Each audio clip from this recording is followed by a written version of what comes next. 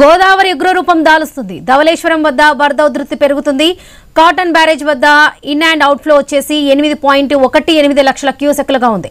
ఇవాళ మొదటి హెచ్చరిక జారీ చేసే అవకాశం ఉన్నట్లుగా సమాచారం. లోతట్టు ప్రాంత ప్రజలు అప్రమత్తంగా ఉండాలని అధికారులు హెచ్చరించారు. ఇదే విషయానికి సంబంధించి పూర్తి అప్డేట్స్ మా ప్రతినిధి గణేష్ అందిస్తారు. వరలక్ష్మి, ఎగువ రాష్ట్రాల్లో కురుస్తున్నటువంటి వర్షాలతో గోదావరి ప్రస్తుతం పెరుగుతోంది. ధవళేశ్వరం బ్యారేజ్ వద్ద 8 లక్షల క్యూసెక్లు ఇప్పటికే దాటడం జరిగింది. 9 లక్షల క్యూసెక్లు దాటితే మొదటి ప్రమాద హెచ్చరిక జారీ చేసే అవకాశం ఉంది. ఇదే సందర్భంలో కోనసీమ జిల్లాలో ఉన్నటువంటి లోతట్టు ప్రాంతాల ప్రజలతో పాటు లంక గ్రామాల ప్రజలను అధికారులు అలర్ట్ చేశారు. సహాయ చర్యల కోసం 6 ఎస్డీఆర్ఎఫ్ బృందాలను అందుబాటులో ఉంచడం జరిగింది. ఇప్పటికే కోనసీమలో ఉన్నటువంటి కనకాయలంక కాజ్వే నీట మునిగి ప్రజలు పడవల్లో ప్రయాణం చేస్తున్నారు. జిల్లా కలెక్టర్ మహేష్ కుమార్ యాదవ్ ప్రత్యేకంగా పడవ ఏర్పాటు చేసి వారి నిత్యావసర సరుకులు కానీ వీటి ఇతర అంశాల మీద సహాయం చేస్తున్న సందర్భం కనిపిస్తుంది. ప్రస్తుతం అయితే వరదలు తగ్గుముఖం పట్టే సూచనలు కనిపిస్తున్నాయి.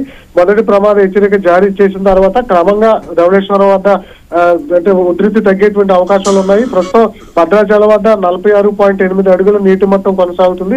గత వారం భద్రాచలం వద్ద 53 అడుగుల వరకు కూడా వెళ్లడంతో ధవళేశ్వరం వద్ద 15 లక్షల క్యూసెక్ల ఫ్లోతో రెండవ ప్రమాద హెచ్చరిక జారీ చేశారు.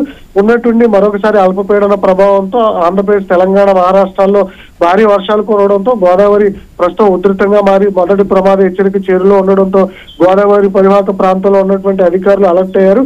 ఏటిగట్ల మీద గోదావరి ఘాట్లలో ఎవరిని కూడా స్నానాలకి తెక్కకుండా జాగ్రత్తలు పాటిస్తున్నటువంటి సందర్భం కనిపిస్తుంది.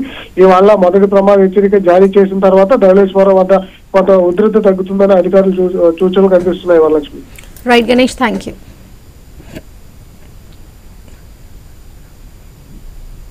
భారీ వర్షాలు